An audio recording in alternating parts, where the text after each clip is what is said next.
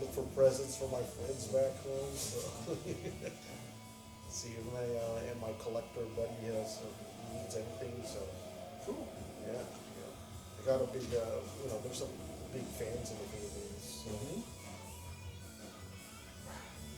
Where is everybody? It's 6 minutes still. Oh really? We have one kid. There's another kid for sure. Oh, all right. Well, I'm gonna I don't coast know. around. You just you wander and we'll figure it out. Yeah, I'll just walk around. Yeah, there's some other kids outside too. I'm sure they're like, Oh, it's too nice. early. Can't go in. Early. Yeah. It's like doors closed. You know. Right. As a child, I too. Yeah. Oh, they. There we go. Hi there. How are you? My name's Rod. Hi, Shannon. How are you? Oh, you're the author? Yes, I am. I just started. About an hour. Yeah, come back a little. Hey, Okay. I was the first to come up with the Central Princess thing. Yeah, you know how they have like 3 princes and like how they train a dragon now? Yeah. They're just 3 guys, they're not actually princes. Okay. But here, it's like I got 5. So I still feel Yes. Because you've been doing this. nice. When you're just. Yeah, great. In 98, just the password to the house. So it was a while back. I had to read. I assure you, we have to Okay, let's see. I forgot. I forgot, like, oh, what is that? Yeah, the toilet. So I had to find like the little bits that I could build on for 2 and 3. Because there's 2 books. Yeah, someone comment on our Instagram. 3 would be the reading. Yes. So, like, So the And I complete the whole arc because I'm like, well, we don't have the evil witch yet. You know, so I'm gonna, but I don't have the fairy godmother, so I gotta have that in there. You know, complete the whole fairy tale vibe. Yes. And of course, I gotta have the evil queens and the evil queens. So like, I gotta have my own, that's why I need my own. And I love the meat Ursula. For some reason, I guess it's because of my love for, Little Mermaid. So I'm like, Progress. yeah.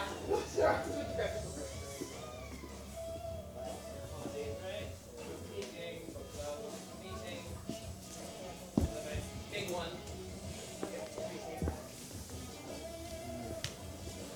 Or this one? So one that says open at 11? Kids Club, yeah. That Kids Club one is.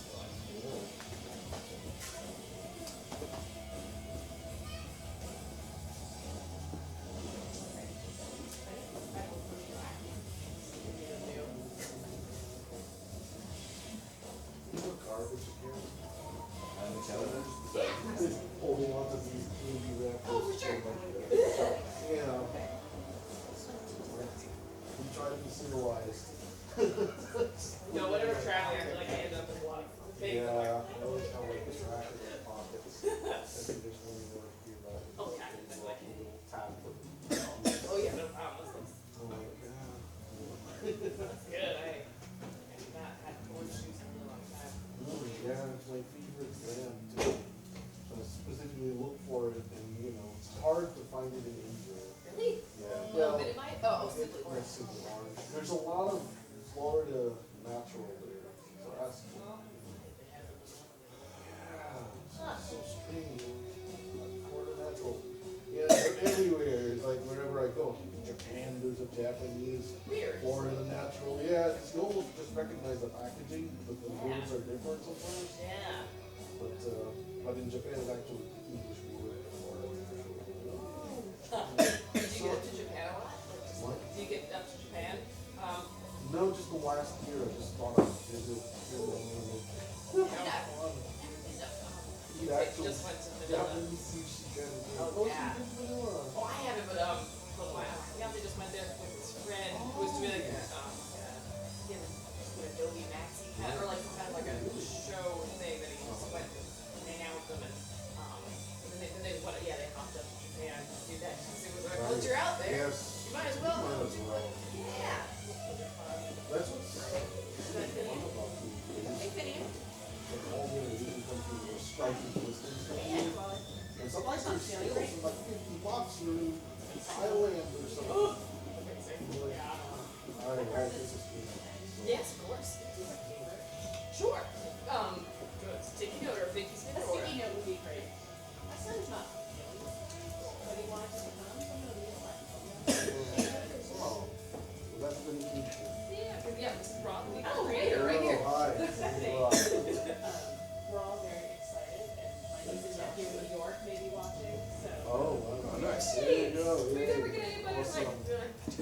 don't know, we'll reach out on the like the thing, like ask a question if you're viewing online. Yes. It's, So that's awesome. Yeah. So anyway, he wanted to kind of so he's summary through. But anyway, so here's my phone number. I'll be okay. So yeah. Hey balls. Sweetie pie. hello. How are you? Good, how are you? Nice to meet you. I'm Matt. This is Stella. All right, hi Stella, how are you? Morning, have a seat. Thank you. Yeah, I'll let you get that. Usually cold Sunday morning. Plus, I just realized it's a 3-day weekend, so there are probably people in town, yeah. We also, for each book, we make a button and a magnet. And so there's the button and the magnet, here's a set for you. Oh, thank you. Yeah. This is awesome. Yeah, I mean, it's your own art, so it's not like, Yeah. you could make your own button and magnet, but. Yes. Oh, wow, look at that. Yeah, but see, I haven't seen that in years. I know that was. Yeah, I haven't opened my own books. Hello, guys. Right with a lot of books. Who are you? Over 70. Hello. It's a lot of stuff. How you doing? Yeah, of course. Yeah, not a problem. Not a problem. Yeah, the only, if we get a full house of kids, we'll need a stand, but yeah, otherwise you're. Yeah, I know.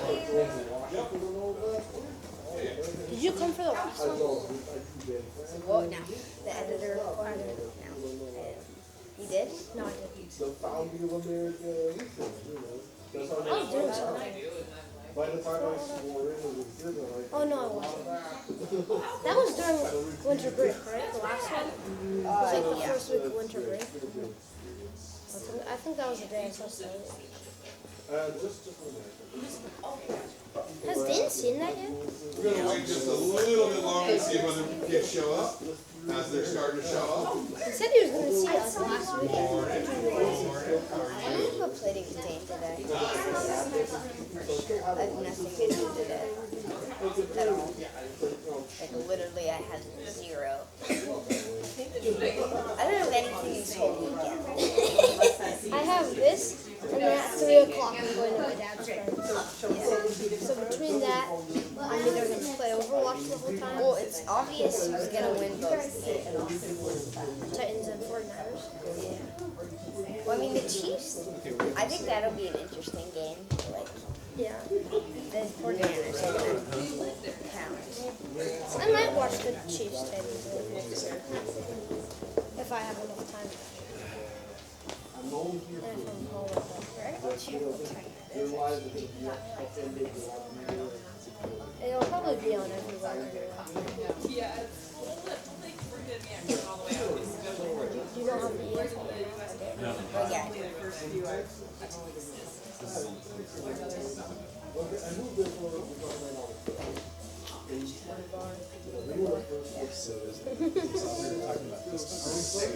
I was just going to look up NFL playoffs. Just a reminder to the adults that if we get more kids coming in, stand up and go to the back if you don't mind. Thank you. So you'll be over here. Hello, everybody. Then take that seat there. Take that one. Oh, this one. Yeah. And then clip the Should I? mic to yourself.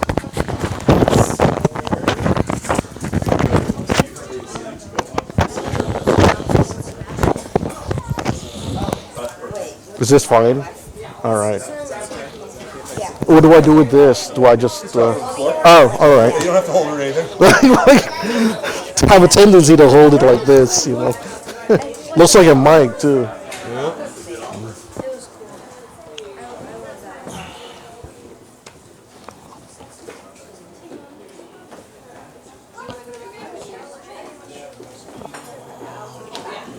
Can we get the door closed? Whoever left it open. Too close? No, I don't. Closer than normal. All right. No, he's the all-star, man. He's Oh, doing really? pretty much all of these. Nice. Awesome. Well, that's good then. How's everybody doing this morning? Good. Very good. Do you guys all like Courageous Princess? Yeah! Yeah, nice, excellent. Good energy. That's how I like to hear the energy. Jordan, how we doing? You sound great. Can I get you to talk for me, Rod? Hi. Can you hear me back there? Yes, I sure can. All right, good. Thank you. Awesome. All right. All right, so we're going to start in just a second as soon as Jordan gives me the okay. Which camera is the permanent one? Okay, so they're both the permanent one. Okay. That one is the shot that is like the main shot. Okay. That's Rod's Great. close-up. Great. Okay. I'm going that way. I see what you mean. There you go. All right. All right. In 5, 4, 3, 2. Good morning, and welcome to the Comics Experience Graphic Novel of the Month Club for kids for the month of January. And we've got a great group of kids in the room. Make some noise. Woo! All right, I love it. I love it. Our book this month is The Fantastic Courageous Princess, and we have got a special guest here, Rod Espinosa, all the way from the Philippines. Wow, that is the largest amount that people have traveled for this. So, Oh, really? I'm really super excited that you made the trip all the way me to come too. and talk to us about comics. And so that's the first question. It's always the first question. Comics. Why comics? Of all the things you could be doing in your life, why comics? I know, right? I mean, why comics? I think I drew comics as a child. I mean, when I was young, I would just draw at the back of my textbooks, and I would embellish the drawings. Like if there was a drawing on a textbook, you know, like a family, I would add a dog. I would add like the house behind them. Yeah, there's things like that. And I like doing that. I like adding value to something already. And I didn't know about that term yet, but anyway, I just love drawing, and I love doing the little animations, you know, when you animate using the book corner. So I did that, and I would never, just don't do this, okay? I said I would not listen to the lessons, and the teachers will always go, Rod, you got to listen to the lesson. I'm like, oh, yeah, I got I pay attention. But I did keep my grades up, to my credit. So, and I didn't imagine that this would be my career, actually. I thought I'd be an architect. And so just there's pivotal things in your life that you look back and you go, oh my gosh, that one classmate turned me on to art, to fine art. And if it weren't for that one classmate, I don't know where I would be. So, but we're not friends anymore. So what's so funny about that? It's just, it was just a pivotal thing in my life, and then we never met again. So it's so strange that way. But I met the right friends when I got to college. I met the right friends. I met the right group. We're all into comic books, and one of them collected Marvel. Another one collected manga. So you started borrowing these books from friends, and that kind of began my journey. And it just so happens that in my college back then, they didn't have comic books as a project, but for the first time they wanted to try let's do a comic book for a thesis. Uh-huh. So I said, oh, I'll sign up for that. A whole bunch of us signed up for that. And out of that batch, I was the only one that ended up in comic books, oddly enough. And that's how I began, really. Interesting. Where did you go to school? University of Santo Tomas in the Philippines. Okay. So I specifically took the College of Advertising, not fine arts painting in general, just advertising, where you get exposed to all kinds of media like newspapers, animation. Actually, if you do advertising these days, I'm told that you can even branch into video games. So it's becoming a huge field. So that's my elective, that's my college. What do you call this? Specialty. Sure. What's the comic scene like in the Philippines? In the Philippines? Yeah.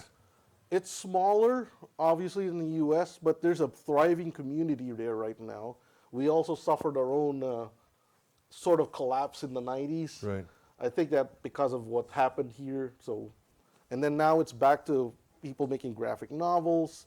We actually have a great community there because you got the top guys there. You got Leno Sure. Francis, you, and all Sure. of them down there. And it's so amazing to me where, you know, you go, here's Marvel's top artist, and he's just right there. And whenever we go to cons, you know, we would have lunch first. And, you know, the top Marvel and DC artists would just be there, you know, eating alongside with us. And we'd just go, hey, it's such a small and tight-knit community. It's just great that way. And so, you know, you see them all the time. There's a growing comic book presence there now. There's Super Manila, which was held just recently in last November, where everybody showed up. Like anyone in comics showed up. So you got the top guy like Lionel, and then you got the other guys like Carlo Pagulayan and all that there. So, and then I was there too, so I was pretty honored to be there. So that was great. It was like 40 artists. Nice. And then everybody flew in. Some people flew in from Thailand. That was pretty nice. Like you got people from Singapore flying in, like, wow, you know, because it's a big deal to have all these artists in one room. You know, so whenever I just recently went to Singapore too, they have a thriving comic book business there too. So I like it. It's great. You know, it's growing. Yeah. It's growing. So you got comic shops there too? Yes, there's a few like well, the owners are also my friends. So it's been great. It's a wonderful feeling. Like Sandy Sansolis, I don't know if you know him. He runs what is it, Comix? I'm getting the name wrong now. Comix Quest. Okay. So he's a good friend of mine, and they always go, hey, you know, you want to join this convention or that convention? So it's pretty easy that way. Yeah. And I can't say enough good things. Good. Yeah, and then just because it's topical, and I just want to ask, how are things with the volcano? Because a volcano just erupted there. I don't know if you guys saw these pictures on the news. A volcano just erupted in the Philippines, and the photo that I saw was one of the scariest photos I've ever seen, because not only was it a volcano, but there was a lightning storm. So it looked like a lightning volcano. That's all I can say. It literally was horrifying looking. So is everything okay? Yeah, everything's fine where I am. Okay. We live about 250 miles away from the volcano. Okay, so that's good distance, yeah. Yeah, it's a good distance. So we weren't too affected. The last one that really gave us a wallop was Pinatubo, which was near where I live. Right. So I'm lucky I'm not there. I wasn't there during 1991. Yeah. And when that one blew up, I saw that live. Yeah. So that was pretty scary. We had to drive away from it. Wow. So that was the thing. Okay. And come evening, the ash started coming in. Yeah. It was like, you know, because we don't have snow in the Philippines, but that was the first time it was like everything's blanketed in white ash. So like, oh, this artificial snow, yay. Yeah. You know. So if you don't want to go play in it. No, you don't. Yeah, it ruins car finishes and everything like that. Bet, yeah. So. Wow. All right. Well, I'm glad there are no huge problems for you so and far, yours. No casualties yet. They evacuated them pretty fast. Good. So, Okay. There's still a warning up. Yeah. Because I don't know if you know about Taal volcano. It's a volcano within a volcano, which is weird. Because the main volcano is this big. It has a lake in the middle. Now, this used to be like in the dinosaur era. This used to be like the actual volcano. But now it's died down, so now there's a lake in there, and then there's a small volcano in the middle, and that's the active one. That's the one that blew up. So they're afraid that the bigger one might wake up. Right. If the smaller one continues to smoke and spew lava, they're thinking the bigger one might wake up. Yeah. So that's the biggest concern. Is that anything knock can on happen. wood that that doesn't happen. Yeah. just like the one in Hawaii. Right. You see that? That was pretty freaky. Yeah. Somebody filming the volcanic lava coming out of the ground in their backyard. That was pretty weird. Yeah. So, but yeah, everything's fine now. Good. Okay. All right. So back to comics. What's the first comic you remember reading? The first comic that I remember reading was Tarzan. And here's the thing about my story is that I only have one issue of everything. Like I only have one issue of X-Men that I kept reading and reading and reading. And I only had that one issue of Tarzan where he goes up against this big game hunter guy. And the big game hunter guy is like shooting up all the animals. They were pretty, kind of environmentally conscious back then because he Right. was like, stop shooting the animals, Right. and the big guy's like, yeah, make me, you know. Yeah. And so it stopped with him and the big hunter guy kind of like facing off because the hunter guy was a boxer out in the world. So, and they stopped right there. The issue stopped as Tarzan was about to fight the big boxer dude that was like, because he wasn't like, he was hunting like in a weird way. He had a machine gun. He had a Tommy gun that would Okay. just spray bullets all Huh. over the place. Uh-huh. And he would kill all the animals in Africa or something like that. So Tarzan's like, yeah, that's not the way to do it, kind of thing. So, you know, that's all I remember. And then I never saw what happened after that. That was, and then I had one episode of My the Psychic Girl, just one episode where they're running away from like secret agents, you know, from some kind of, you know, private entity that's after her because she has psychic powers. And they just got away from like this old man that knows a lot of kung fu. And then that's it. I never didn't know what happened after that. And to this day, I don't know what happened to those. I don't know what happened to Tarzan. Did he win? Or Well, Mai, if she actually got he away? won. I'm pretty much. I'm just saying, you know. Yeah, that's true. You know, They didn't he kill probably Tarzan. did. It's, you know. I know. Yeah, he probably did. Yeah. So after much hardship. Yeah, Yeah. Are these American comics being brought in, or are they? The Tarzan was. Okay. You know, and I think the Tarzan one actually had a DC logo on it or something like that. The Midas Psychic Girl one was Viz. You know, that's what I remember. It was that one issue of Viz. For some reason, they have a lot of them. And every time I would go back to Giftgate, that was the Sanrio. That's where they sold them, weirdly enough. I don't know why. But that's where they sold them, at the Giftgate Sanrio in the Philippines. And they still had that one issue of My Psychic Girl in piles. And I don't know why they only had that one issue. But since I had that one, I'm like, oh, okay. Yeah. Okay. So you study advertising Yeah. in school. You do the thesis in comic book form. How did you then make the jump to actually doing comics regularly? That's a weird story because I moved here to the U.S. in 1995 from you, before you guys were born. So I didn't have a job, so I said, well, I just might as well look for comic book related jobs. So I started sending my artwork out, and recently I've been digging up my old artwork, and I saw my old Marvel submission, and I saw my old CrossJet submission. So it was a trip down memory lane. But one company out in Texas accepted me, called Antarctic Press, because I did draw like manga. You know, I grew up watching Hayao Miyazaki's movies, so I was very influenced, and I drew manga-style books. And at the time, Antarctic Press was one of the few ones that accepted manga-style artists. So they said, you want to move down to Texas? And I said, it was okay. You know, I just said okay. I said yes. So of course, you know. So, and it was my first time moving to another state because I used to live in SoCal in Tustin City.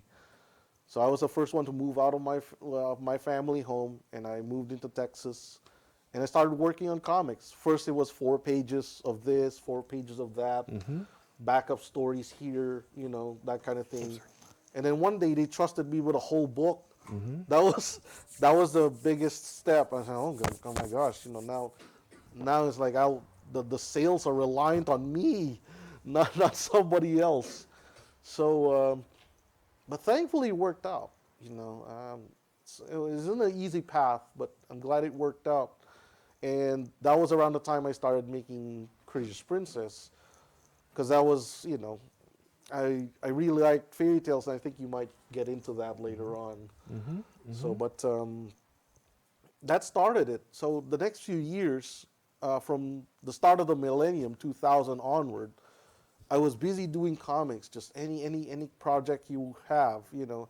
I even worked for the government there, because we had a project come in, and it says we need children to exercise more in Texas.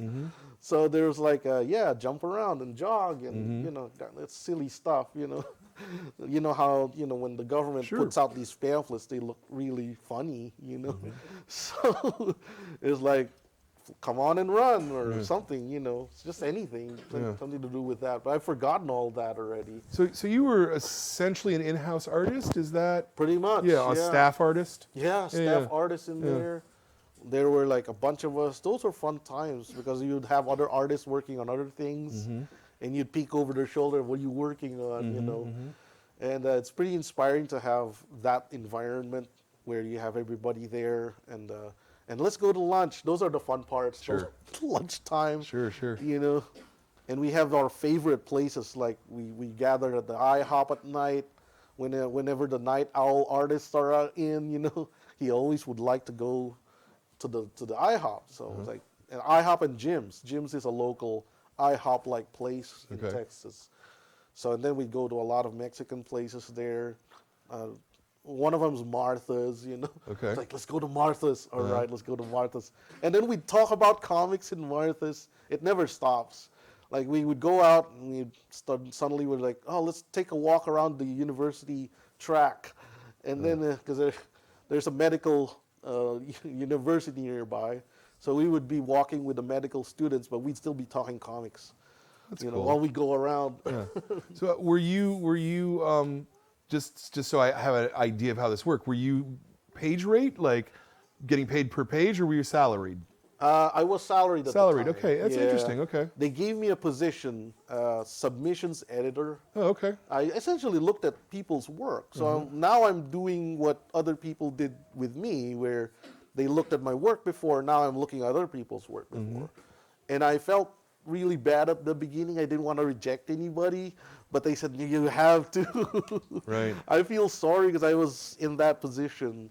So I said, okay, I've learned how to write things in such a way that, it encourages them to submit some more. Sure. But at the same time, I didn't just say, "Oh, you suck," or something like that. Yeah, that would be bad. So I'm like, nah. So I try to be gentle and nice, and be diplomatic that way. Yeah. So that was my official title until around, let's say, 2006. Okay. 2006. I think the business wasn't doing well. The industry was contracting, and they had to let me go. But that's when I went almost full freelance, and that was a scary moment because I lost my paycheck. Now I have to rely on just comic book work to make things happen. And thankfully, here I am. It's 2020, and I'm still going at it, and I can't believe I'm no longer employed, but still, still going strong. So. Yeah, I'm glad I'm here, right? Yeah. And I mean, not only are you here, but you've got a regular comic that comes out. Adventure Finders is your current book right now, so that's a book that's getting released as a regular comic book every month from Action Lab. Yeah. So where did Courageous Princess come from? This is, I like telling this story because I love fairy tales. I grew up watching Disney fairy tales.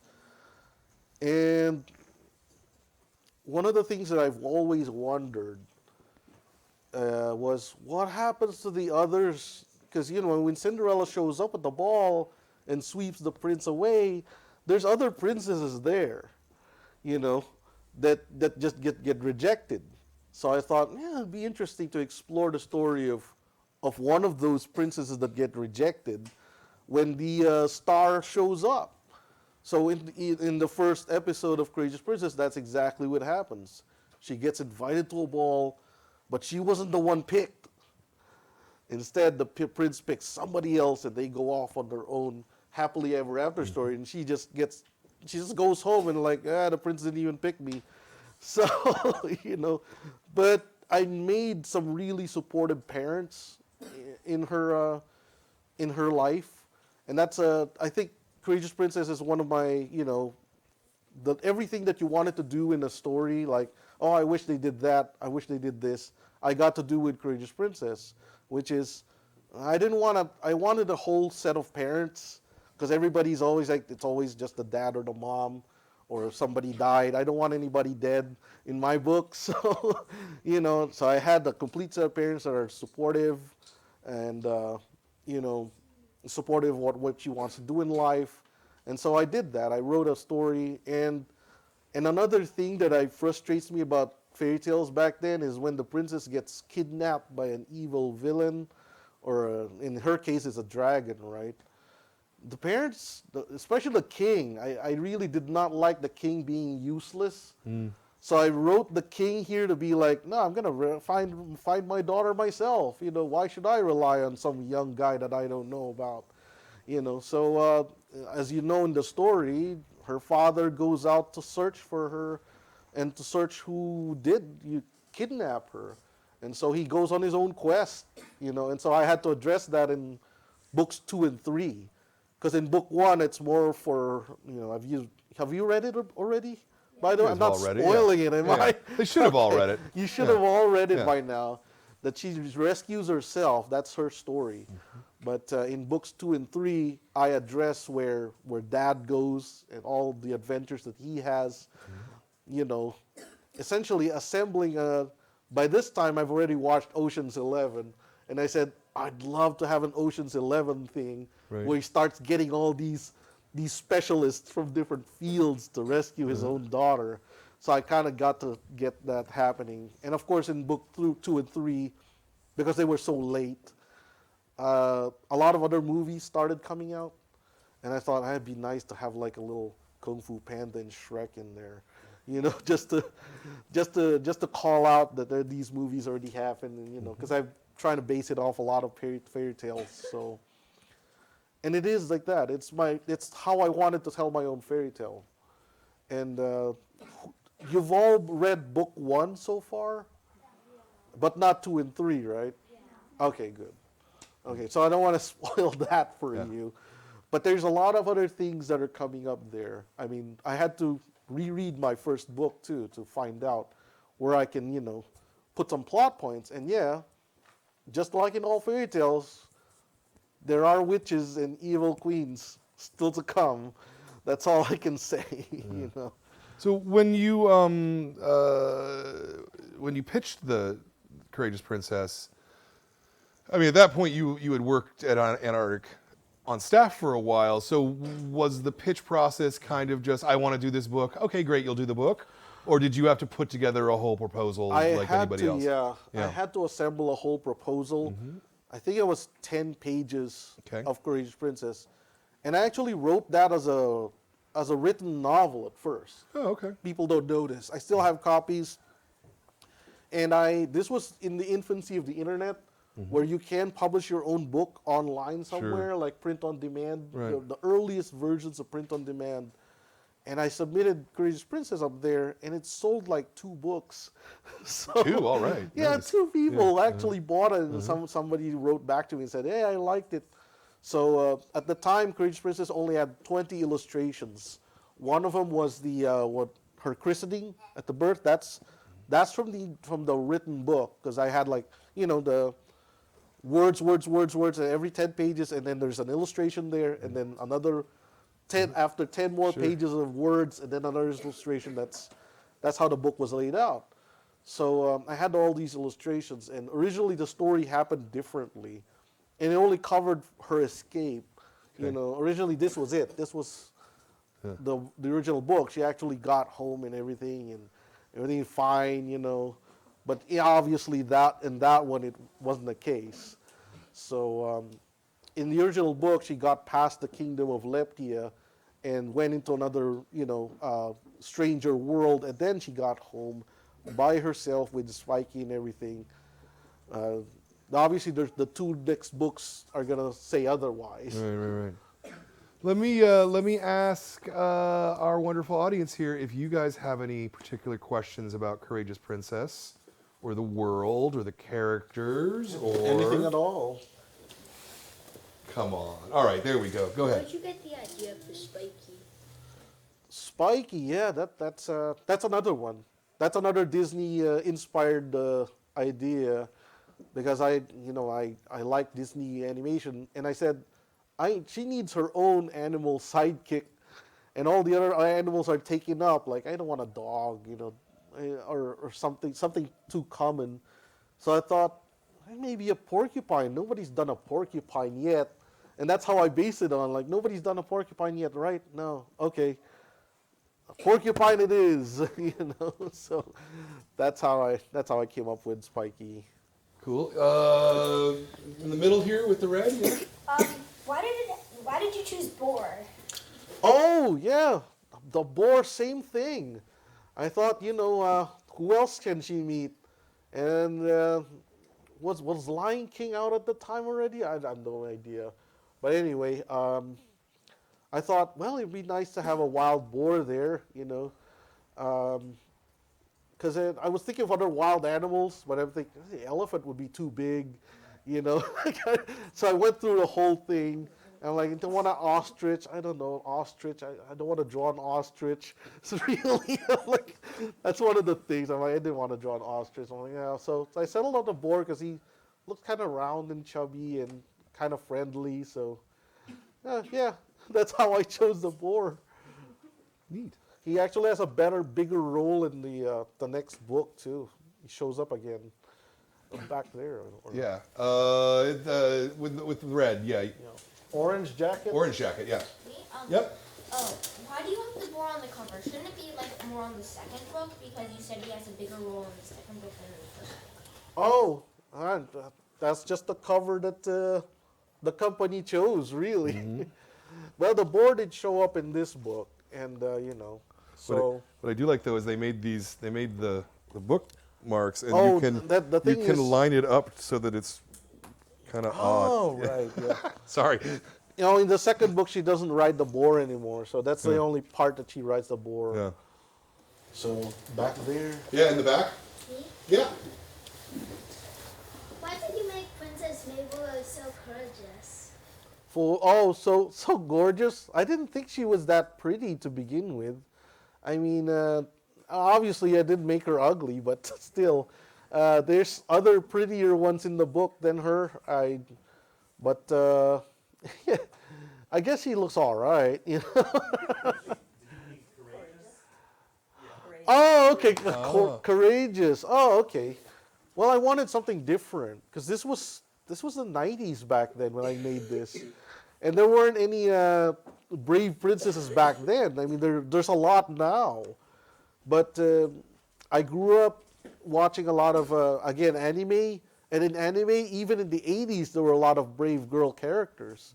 So I base it off of that, my love of Japanese cartoons, where there's a lot of strong women characters, and that carries over in Adventure Finders, really, where there's another.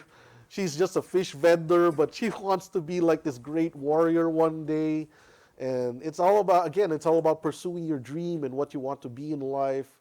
And there's people in her community that support that. There's people that are going, nah, just be part of our town, just be a fish vendor forever, So it's about that, It's about yearning for something better, Yeah, I mean, I would say that particularly in the Disney cartoons from the time, the princesses were relatively passive observers of their own world and didn't go out and have adventures of their own.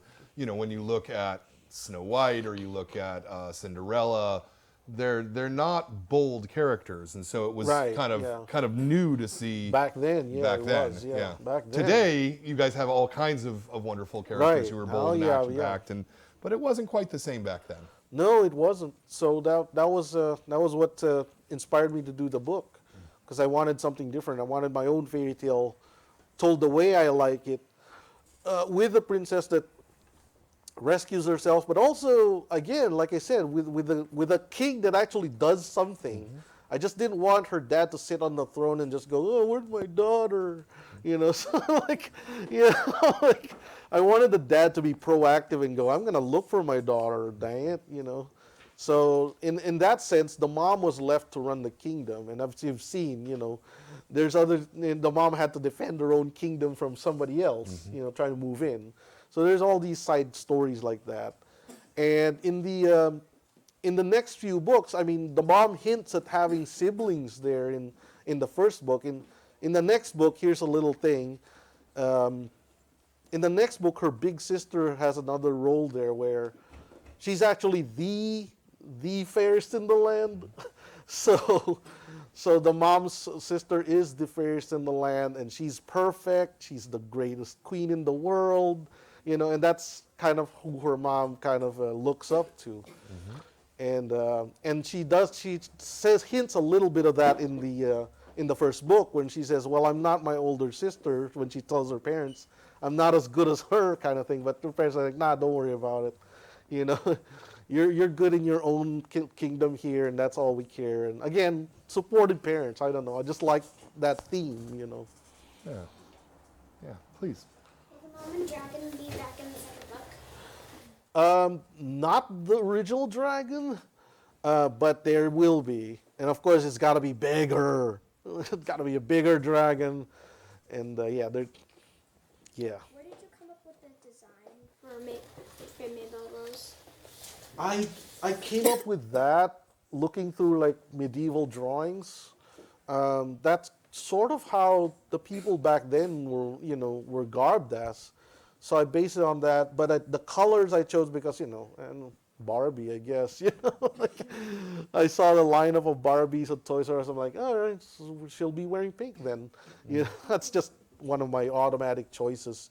But later on, my color scheme changes because in books 2 and 3, it goes from pink to slightly more purple. So it's a slightly more mature, color.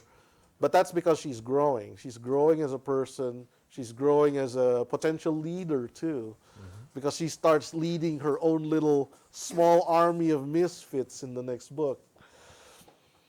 Yeah. Where did you come up with the names of the characters? Oh, well, I like making up names like that. Well, Mabel is Mabel Rose, So I just wanted to create like a unique sounding name that's sort of familiar at the same time. Obviously, the Rose part is probably from the Disney cartoons, like Briar Rose, So I just take the Rose part and add something else, and Mabel seems to be like the suitable partner to Rose. So I'm like, okay, just because I wanted to have my own Briar Rose, but not Briar Rose, obviously, So that's how I came up with that. It says like Beyond the 100 Kingdoms. Like, is it like the 100 Kingdoms and then like what's beyond is the dangerous part? Yes, pretty much. This is the 100 Kingdoms. If you see the map, there's 100 Kingdoms up here, and then she's trapped down here at the Unremembered Lands, and that's I hint a little bit in the story that the castle there used to be the Beauty and the Beast castle, or the the Sleeping Beauty castle, because it's surrounded by thorns. It's still surrounded by thorns in that book, So I kind of hint that that's the original Sleeping Beauty castle, long abandoned now, of course. Yeah.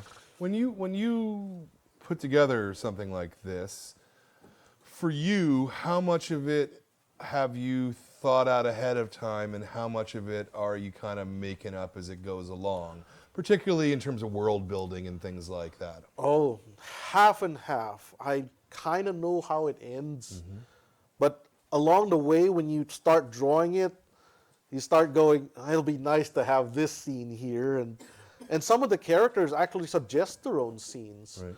Like here's an example in my current book, Adventure Finders. There's a child that they rescue there. There's a street kid that they rescue there in the gutters, and she ends up taking over the story a little bit, and she influences quite a lot of the events that lead up to the gathering of all the other heroes. So I'm like, oh wow, look at that! Just because we took time and discovered and explored what life would be if you took on a little girl like that.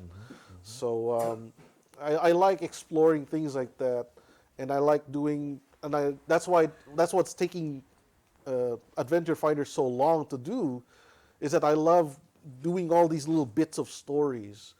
Like I like addressing what happened to this character, what happened to that character. Even if they're like side characters, I just care about them. Yeah. So that's the meandering part. Sure. Go ahead. Like, why did you choose for her to be like kind of like a misfit. You could have like chosen for her to be like, someone like, like really popular and like really attractive, but wants to Right. be something more, Right, that's true. I think it's just because of the times, because back then all the princesses were the best ones, So I just wanted to choose somebody that's different than them, Like I said, the one that gets rejected at the ball, there's a whole bunch of them too, that they get rejected, not just her, but I just wanted to choose a different character.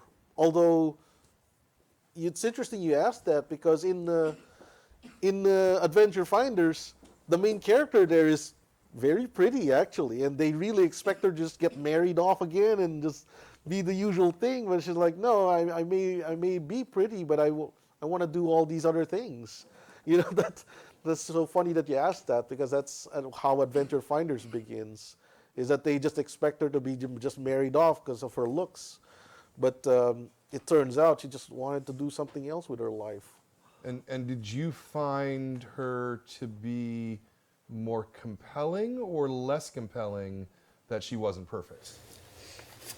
I honestly don't really know. Okay. Kind of, but Okay. I see why you chose for her to be like kind of like a misfit, but like come from like a line kind of like how you hinted like they're like her mother has sisters and like because you can tell from when her parents show up that it's like she's not from like a very important kingdom, but the Charming Kingdom is like a very important It kingdom. is, yeah. So I hint at that, and she does say that I'm not as good as the other sister that's coming up in book 2, and I like it that way. I mean, even her mom has her own insecurities about about that because she isn't her older sister, But the parents are like, it's fine, don't worry about it. So, but yeah, I'm pretty excited for you to see what book 2 and 3 has in store. Yeah. In the back. Yep. On page 187, Okay, a specific question. at the bottom panel, Hold on. Princess Mabel says she's from the 172nd kingdom around the 100th kingdom. Oh wow! That doesn't really make sense. Oh wow! How about that? Is that a typo? Did you find a typo? 172nd. Well, yeah, I think so. 177. Oh, you. No, 187. Oh, you assume that there will be only 100 kingdoms, not hundreds of kingdoms? Oh, okay, yeah. That's an interesting question. I actually never thought about it that way. In my mind, it was hundreds of kingdoms, but I guess I can see how that would be interpreted as just 100 kingdoms. Interesting. So there's not literally 100 kingdoms. Right? No, probably not. Yeah. Okay. Is it like the 100 main kingdoms and then the smaller kingdoms? Oh, there you go. Yeah. Because like, It's like 100. because like you have the Shogun kingdom, Right. Like a giant kingdom. Exactly. Yeah. And then you have their kingdom, which is like the smaller Yeah. kingdom. So Not listed, right? Yeah. Makes sense. Lesser known. Go ahead. Yep. On page 183, Oh, wow. why does it look like she has lipstick when she's sleeping? Oh, how about that? I guess it's just the ink. I think it's her tongue. Yeah, it looks like her tongue. That's her tongue. I think it's just Yeah. On that, yeah. Yeah, that's her tongue right there. I really enjoyed creating that little burrow because I thought, what would foxes live in? Obviously, it would be a human room. So I thought it'd be nice to have like something that looks like a burrow. Yeah. That's world building for you. There you go. There you go. Anybody else have any particular questions about the book? about like the ring she wears. Like, is it from like a certain kingdom or like is it just like? I don't define it. It's just a magic ring, and yeah, that's about it. I didn't really think about it that much. But like when she's kind of in need, it does stuff for her. Is there like stuff along the like? Is there a certain range of what it does? Like, I think Did it you just come up with yeah, what it it just does, or- prevents other people from finding you. That's kind of like the parameters of the magic ring. It renders her invisible to like a magical scrying, which is like a, you know, when the dragon tries to locate her, you can't because of that magic ring. but like it also heals her like arm. It looks like. Oh, I don't even remember that part actually. Does it? It looks like it Really? because where's the page? Where's the page? Because it glows, or Here, where is it? Like she takes off the cast and like looks oh, at the ring. oh, I see. No, yeah. No, I think she's just looking at her own arm there. I think it's the days spent with the dwarves make. But then it has like its own panel with it just the hand and Right, the ring. yeah, uh-huh. It's not like her entire arm. It's just Oh, the hand. it's true. Look at that, huh? It's time. Yeah, there you go. Yeah. No, but yeah, no, the ring doesn't have any healing properties. At least not that one anyway. It just renders you invisible to attempts to find you. Yeah. Yeah. What are these other kingdoms? What are these other places that you haven't told us about in the story? What are they doing here? Do they take any place, or are they just to make it look big? Partially to make the kingdom look big and fleshed out, but at the same time, actually, I was curious about that too. So that I actually explore more of those other kingdoms in book 2. You know how we left Dad still going off to find help? He actually goes around those other places and tries to find help in there. Yes. I noticed like the islands. Oh no, he doesn't go to any of the islands, I think. Yeah. Like, where did you come up with the names of all these? Like, there's the city of the seven swans, the Pea Kingdom. Oh, that's Carrot another Village, fairy tale, actually. You know, just like all the names. Where did you come up Yeah, with them? a lot of them are based on other fairy tales. Sometimes they're Russian folk tales. Just anything I could grab that looks fairy tale like, you know. And then there's a few that I based probably just on real life, you know, like the city of Suleiman or something like Right. that. You know, that's based on a real place. Well, also when you have 100 of them, I mean, Right. that's a lot to fill in. Right. Yeah. I just wanted to make the world look big and full, you know. And as I said, the dad does go to a few of those places to find aid later on, so we catch up with what he's doing. So a good chunk of book 2 is mostly the dad going out, like I said, like Ocean's 11, finding all these misfits. Go ahead. Like, some of the kingdoms are like written like in bolder letters than Right, others. Are those yeah. like the more like big, Important flashy, ones, yeah, important? exactly, yeah. That's why the Charming Kingdom is huge there, you know. Oh, those charmings. Oh yeah, you're gonna see the Charming Kingdom in the next one. Those are the things that I worked on. There's this. What's that one? Isn't this like Kingdom of Faradin. Yeah, that kind of that like the goes to ring? that one. the ring? Something like that name. I feel like. Oh, it's Faramir. Yeah. In Lord of the Rings, there's Faramir, one of the Boromir's brother. Maybe, but it just has that Eastern sounding name, you know, Middle Eastern sounding name. So I just made Faradim because, you know, it has a Middle Eastern sounding name too. So Yeah. Let's talk about craft just for a couple of minutes Yeah, because we only sure. have a couple of minutes left. How long does it take you to do a page of comics, would you say? okay, my usual speed, if I'm going full bore, not doing anything, I can do 24 pages in a month. Okay. So some of those pages may take 2 or 3 days, and I keep track of that because I'm like, all right, this page will take 2 or 3 days. but this next one will take half a day. So that's usually how I calculate it. But at a full clip, I can do 24 pages full color in a month.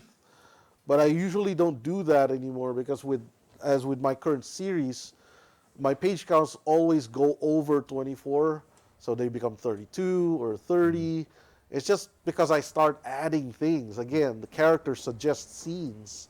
And so in the latest book, I revisit how one of the main characters, this big fighter named Azagog, they returned to the same town where he was imprisoned before, and so I said, I gotta address this. I gotta at least have a hint that he's a little hesitant about going back there because he was imprisoned there before and he was treated as a circus animal. Because Azagog is a big, gnarly, furry gnoll. He's not a human. He looks like a giant hyena, So he was a circus exhibit in that town, and he was a little scared of going back.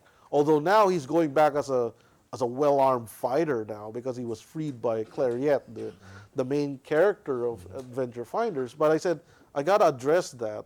And so I add things like that where he goes, I'm a little worried about going back to this town. And then he goes back to that town, and again, he sees another circus exhibit that's being abused, and now it's his turn to rescue the poor little chap that's in the exhibit. Some other weird little creature that's not human. Yeah. So now that's another story again. So it just snowballs that way. And now I'm stuck with another child character now that I have to somehow breathe life to. Are you, because you write and draw your own material, what are you doing first? Are you writing a full script? Are you doing thumbnails, or is it half in your head, half on the page? I do half a script, which is sometimes it's just chapter. This happens on this page, like this page, this action happens. Sometimes I just go, they just fight, the whole thing. They just fight, or this person wins, and that's it. That's all I have, and then I just sort of start building from there. So, or sometimes, other times I would just write a full script. Sometimes when I'm on like in my last plane ride, I had 4 hours, so I'm like, let's just do a full script. So page by page, panel by panel, I scripted out because I couldn't draw because the plane would shake. Right. So Right. So I just typed it, and So other times I would just start doing thumbnails. Do thumbnails, and my thumbnails are scribblings. You won't understand them. Yeah. But I understand them. Sure. That's the important part. Sure. But sometimes even me, I forget. Like, what was this again? What was he holding? Because I will just scribble, and then he's holding something. Like, was he holding a bottle or a book? I don't remember. So sometimes it happens that way. And while I'm drawing, again, new scenes would suggest themselves. So I got to insert this if I can, And even in Courageous Princess, there's like scenes that weren't in the book that I drew. I forgot about that. I was looking through the old archives, and I'm like, oh, some pages from Courageous Princess that never made it in, Because at some point she meets a spider, because of Little Miss Muffet, the reference to that. So Little Miss Muffet reference while she's having dinner, but there's no more room for it. So I'm like, just cut the spider out. Spikey's enough. So that's what happens sometimes. Yeah.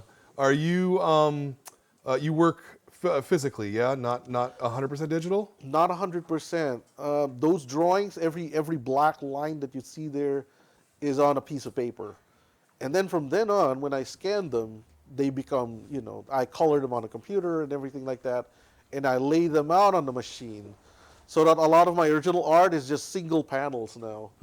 Like single sheets of bond paper that I draw one panel on, one panel on, one panel on, and I just put them all together, and so they get assembled into a page. Neat. Oh, that's how I do them now. But I do have some art samples there that have still the whole pages. Yeah. Specifically with Courageous Princess. Yeah. Are you and you do a traditional kind of a pencil sketch, a pencil step, and then you go through and you ink it? Sometimes I do that. Okay. Like I would pencil the faces carefully because I want the expressions to be right. So I would do that, and the lot of the fur will just be left to inking. So I just go, this is furry part here. I'll just ink the furry part, but I won't pencil the furry part too carefully.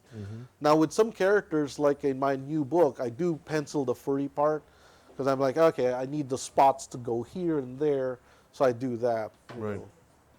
So, but a lot of my penciling is in inking is really rapid now. That's why I don't know if I want to show my original pages now, because especially with Adventure Finders, a lot of the characters don't have hair anymore, because I would just take hair from another episode and put the hair on top of their heads. Okay. Because it's the same hairstyle. Right. So I would just draw the face, and then I just glue the hair that's back there from another book. So I already have enough hair to go around. So like, yeah, if there's a new I like that. so literally I'm just drawing them bald, and then I just put the hair on. I'm like, oh my Well, that's god. interesting. Okay. All right. And you're doing your own lettering as well? I do my own Yeah, lettering, yeah. yeah. So I do everything from start to finish. Okay. So 24, that's my usual speed. Yeah. If I'm going fast. Yeah. And when you do the lettering, are you do you have a font that you're laying in, or are you hand lettering? Oh, I have a font. You have a font. I okay. used to letter by hand, but now I changed that. Uh-huh. I want to do my own hand font, Yeah. but I never got around to it yet. Okay. I haven't gotten around to it yet. So, Okay. but one day when I have time, I guess. Yeah, very good. Very good. Do we have any last No other questions from the room? Yes, please. How long was the Courageous Princess originally supposed to be before you added in all of these extra scenes? Right. That one, that book that you're holding right now, she's supposed to go through, like, in the original series, right? In the original book, after the Kingdom of Leptia, she goes into this cave where she meets all these, strange creatures, but she comes out of the other portion like it's a tunnel. After she goes through that tunnel, she's supposed to go back into the 100 Kingdoms. Because that was the original story that I had. And she got reunited and everything. But obviously now I said, nah.